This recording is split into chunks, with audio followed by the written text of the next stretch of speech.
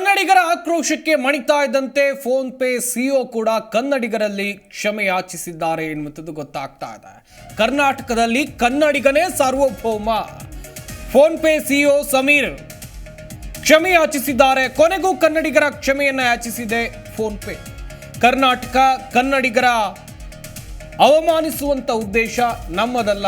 ಕರ್ನಾಟಕವನ್ನ ಹಾಗೇನೆ ಕನ್ನಡಿಗರನ್ನ ಅವಮಾನ ಮಾಡುವಂತ ಉದ್ದೇಶ ನಮ್ದಲ್ಲ. ನನ್ನ ಮಾತಿನಿಂದ ನೋವಾಗಿದ್ರೆ ಕ್ಷಮೆ ಇರಲಿ ಅಂತೇಳಿ phone pay CEO Sameer Nigam ಕ್ಷಮೆ ಯಾಚಿಸಿದ್ದಾರೆ ಕನ್ನಡಿಗರ ಬಳಿ. ಎಕ್ಸ್ ಪೋಸ್ಟ್ನಲ್ಲಿ ಈ ರೀತಿಯಾಗಿ ಕ್ಷಮೆಯನ್ನು ಯಾಚಿಸಿದ್ದಾರೆ. ನೀವು ಕೂಡ ಗಮನಿಸ್ತಾ ಇರಬಹುದು.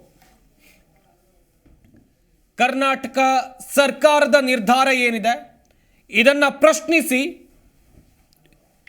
ಒಂದು ಕಡೆಯಲ್ಲಿ ಫೋನ್ ಪೇ ಸಿಇಒ ಕೂಡ ತಮ್ಮ ಅಭಿಪ್ರಾಯವನ್ನು ವ್ಯಕ್ತಪಡಿಸಿದರು.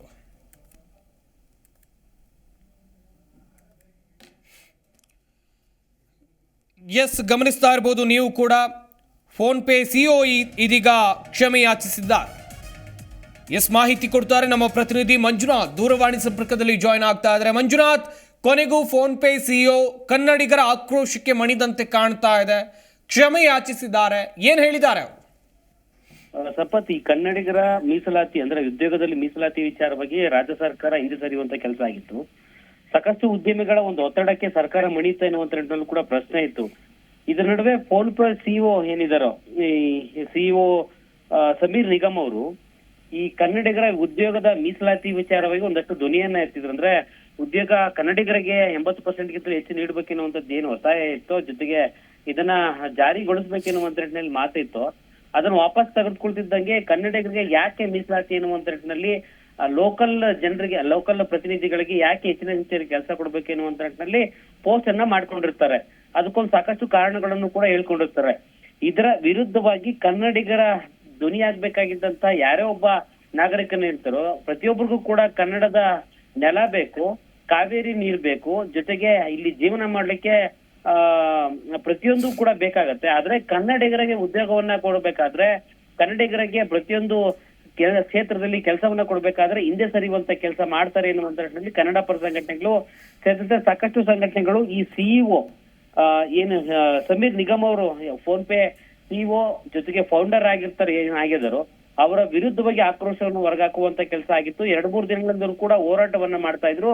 ಜೊತೆಗೆ ಸೋಷಿಯಲ್ ಮೀಡಿಯಾ ಪ್ರತಿಯೊಂದು ವೇದಿಕೆಯಲ್ಲೂ ಕೂಡ ಇವರ ಒಂದು ಹೇಳಿಕೆ ವಿರುದ್ಧವಾಗಿ ಫೋನ್ ಪೇ ಅನ್ನ ಈ ಕೂಡಲೇ ಅನ್ಇನ್ಸ್ಟಾಲ್ ಮಾಡ್ಬೇಕೆನ್ನುವಂತ ದೊಡ್ಡ ಮಟ್ಟದ ಅಭಿಯಾನ ಆರಂಭ ಆಗಿತ್ತು. ಪ್ರತಿಯೊಬ್ಬ ಕನ್ನಡಿಗರು ಕೂಡ ಫೋನ್ ಪೇ ಅನ್ನ ನಾವು ಅನ್ಇನ್ಸ್ಟಾಲ್ ಮಾಡ್ತಾ ಇದ್ದೇವೆ ಎನ್ನುವಂತ ನಿಟ್ಟಿನಲ್ಲಿ ವಿಡಿಯೋ ರೆಕಾರ್ಡ್ ಮೂಲಕವಾಗಿ ಸೋಷಿಯಲ್ ಮೀಡಿಯಾದಲ್ಲಿ ಹರಿಬಿಡುವಂತ ಕೆಲಸ ಮಾಡ್ತಾ ಇದ್ರು. ಈ ಮೂಲಕವಾಗಿ ಲಕ್ಷಾಂತರ ಕನ್ನಡಿಗರು ಫೋನ್ ಪೇ ಅನ್ನ ಅನ್ಇನ್ಸ್ಟಾಲ್ ಮಾಡಿದ್ರು. ಇದೇ ಒಂದು ಕಾರಣಕ್ಕೆ ಇದೀಗ ಫೋನ್ ಪೇ ಸಿಇಒ ಅವರು ಟ್ವಿಟ್ ಮೂಲಕವಾಗಿ ಟ್ವಿಟ್ ಅಧಿಕೃತವಾಗಿ ಟ್ವೀಟ್ ಮಾಡುವ ಮೂಲಕವಾಗಿ ಕ್ಷಮೆ ಕೋರಿರುವಂತಹ ಕೆಲಸ ಆಗಿದೆ. ಸದ್ಯ ಆ ಒಂದು ಕ್ಷಮೆ ಕೋರುವಂತಹ ಟ್ವಿಟ್ಟರ್ ನಲ್ಲಿ ಏನಿದು ಕಡೆಗೂ ಈ ಕನ್ನಡಿಗರ ಎದುರು ಮಂಡಿ ಇರುವಂತ ಕೆಲಸ ಫೋನ್ ಪೇ ಸಿಇಒ ಮಾಡಿದ್ದಾರೆ ಎನ್ನುವಂತ ಕೂಡ ಅವರ ಹೇಳಿಕೆ ಸ್ಪಷ್ಟವಾಗಿ ಗೊತ್ತಾಗ್ತಾ ಇದೆ. ಅವ್ರ ಹೇಳಿಕೆ ಕನ್ನಡದಲ್ಲಿ ನೋಡೋದಾದ್ರೆ ಒಂದ್ ರೀತಿ ಕನ್ವರ್ಟೆಡ್ ನೋಡೋದಾದ್ರೆ, ಕರ್ನಾಟಕವನ್ನ ಕನ್ನಡಿಗರನ್ನ ಅವಮಾನಿಸುವುದು ನನ್ನ ಉದ್ದೇಶ ಆಗಿರ್ಲಿಲ್ಲ. ನನ್ನ ಮಾತಿನಿಂದ ಯಾರಿಗಾದ್ರೂ ನೋವಾಗಿದ್ರೆ ಕ್ಷಮೆ ಯಾಚಿಸುತ್ತೇನೆ.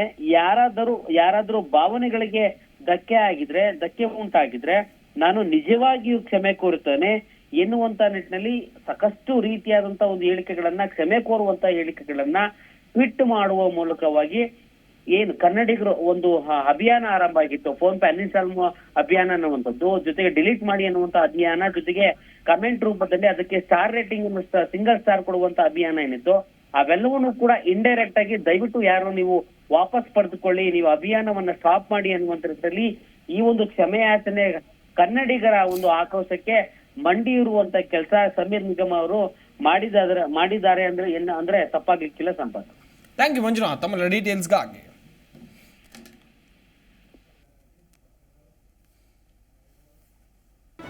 ಜಿ ಕನ್ನಡ ನ್ಯೂಸ್ ಈಗ ನಿಮ್ಮ ಮನೆಯಲ್ಲೇ ನೋಡಿ. ಎಲ್ಲ ಕೇಬಲ್ಗಳಲ್ಲಿ ಈಗ ಲಭ್ಯ. Sun Direct 292, Jio TV 1334, U Digital 162, City Cable 51, GTPL 17, Abhishek Cables 821, Rock Line telecommunication 51, Shri Basaveshwara number 60, Vinayaka Digital number 53, In Digital number 896ರಲ್ಲಿ. ನಿಮ್ಮಿಸ್ತದ ಜಿ ಕನ್ನಡ ನ್ಯೂಸ್ ನೋಡಿ ಆನಂದಿಸಿ.